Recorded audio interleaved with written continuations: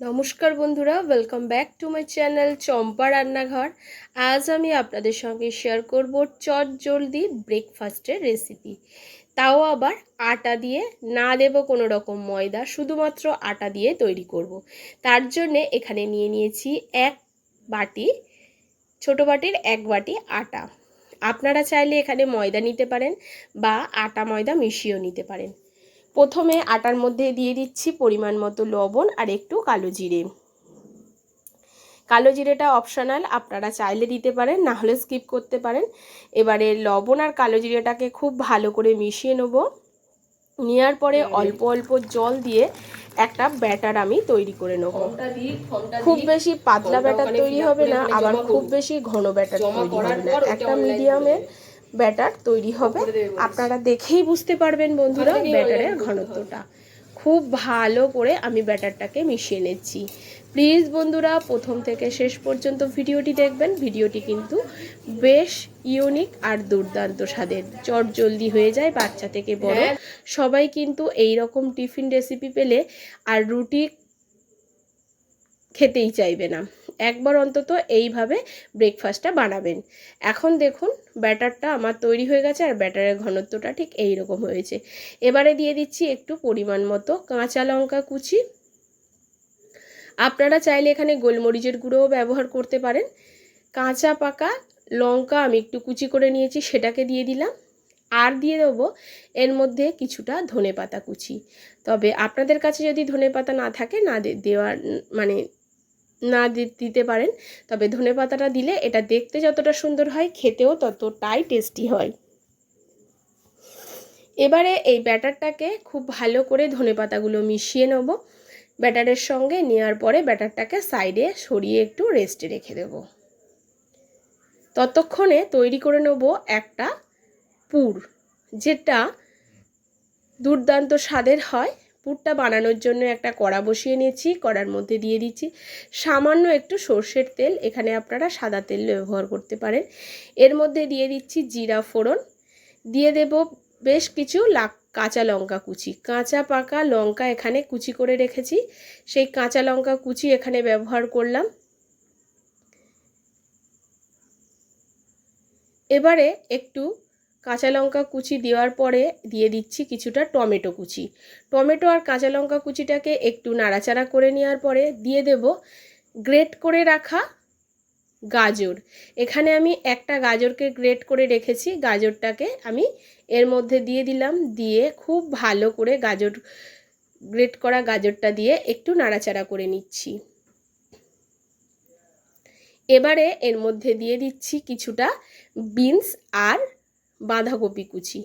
তবে আপনারা চাইলে এখানে আরও সবজি অ্যাড করতে পারেন, তবে আমার কাছে একটু বাঁধাকপি আর বিনস ছিল, সেটাকেও আমি কুচি করে এর মধ্যে দিয়ে দিলাম।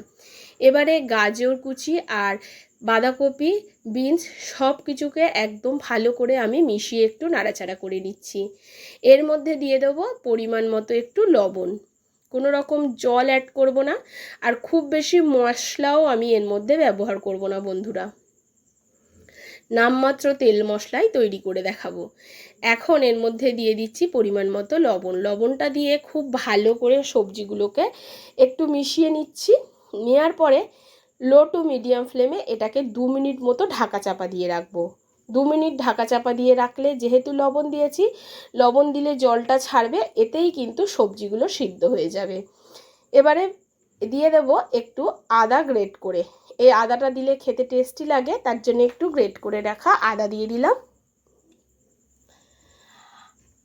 আদাটাকে গ্রেট করে দিলাম। দেওয়ার পরে আদাটাকে দিয়ে খুব ভালো করে সবজির সঙ্গে মিশিয়ে দিচ্ছি।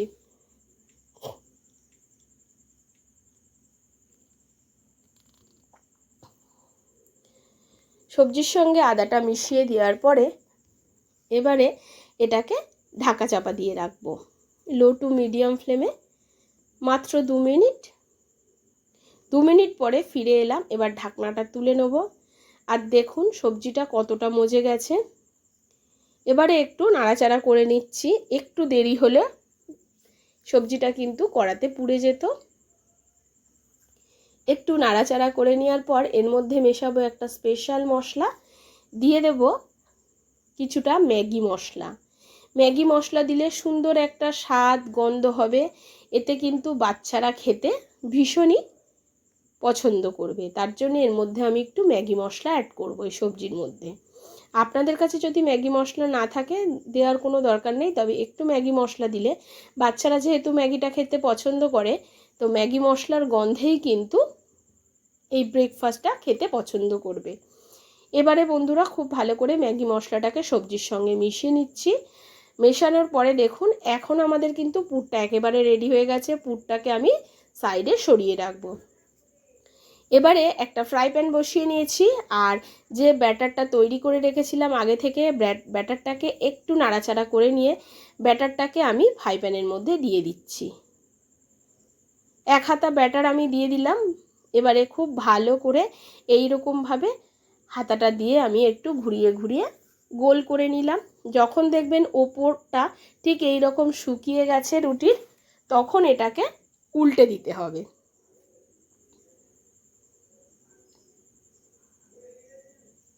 এটাকে উল্টে দিলাম।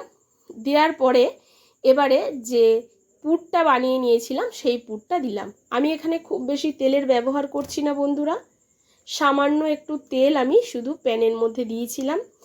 আপনারা চাইলে এখানে একটু তেল দিয়ে এই ব্রেকফাস্টটাকে ভেজে নিতে পারেন, তবে আমি একদম নামমাত্র তেলেই তৈরি করে দেখাবো। এবারে খুব ভালো করে পুরটা রুটির মধ্যে দিয়ে দিলাম। দেওয়ার পরে যে ব্যাটারটা তৈরি করে রেখেছিলাম সেটা রুটির কিনারেতে একটু দিয়ে দেবো। কিনারে একটু দিলে মানে সাইডে, রুটির সাইডে দিলে খুব ভালো করে রুটিটা যখন মুড়বো ঠিক এরকমভাবে ভাঁজ করব, খুব সুন্দরভাবে এটা কিন্তু ভাঁজ হয়ে যাবে, আর সাইডটাও বেশ আটকে যাবে, পুরগুলোও বেরোবে না। তার জন্যে খুব ভালো করে আমি এই রকমভাবে প্রেস করে দিচ্ছি। আর কতটা দেখতে সুন্দর হয়েছে দেখুন বন্ধুরা, অল্প তেলে ভেজেছি আমি, খুব বেশি তেলও এখানে ব্যবহার করিনি, খেতে ভীষণই সুস্বাদু ছিল। উল্টে পাল্টে এটাকে আমি তুলে নিচ্ছি। ঠিক এইভাবে সমস্ত ব্রেকফাস্টগুলো তৈরি করে নিতে হবে। কেমন হয়েছে দেখুন বন্ধুরা, সামনে দিয়ে আবারও একটা আমি রুটি দিয়ে দিয়েছিলাম। দেওয়ার পরে রুটির ভেতরে এই রকমভাবে ব্রেকফাস্টটা দিয়ে পুরটা দিলাম। পুরটা দেওয়ার পরে সাইডে একটু ব্যাটারটা লাগিয়ে দেবো। ব্যাটারটা লাগিয়ে দিয়ে এই রুটিটাকেও আবার ভাঁজ করে দেবো।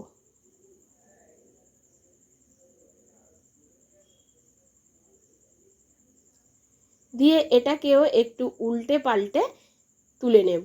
আমি কিন্তু এখানে দেখুন পুরো প্যান কিন্তু কোনো রকম তেল দিইনি। আপনারা চাইলে এখানে একটু তেল দিয়ে ভেজে নিতে পারেন, বা ঘি বাটার যা ইচ্ছা। এইভাবে সমস্ত ব্রেকফাস্টগুলোকে আমি ভেজে নিয়েছি। দেখুন বন্ধুরা কতটা সুন্দর হয়েছে। একটা আপনাদের সামনে আমি এইরকমভাবে ছিঁড়েও দেখিয়ে দিচ্ছি। খেতে জাস্ট অসাধারণ ছিল।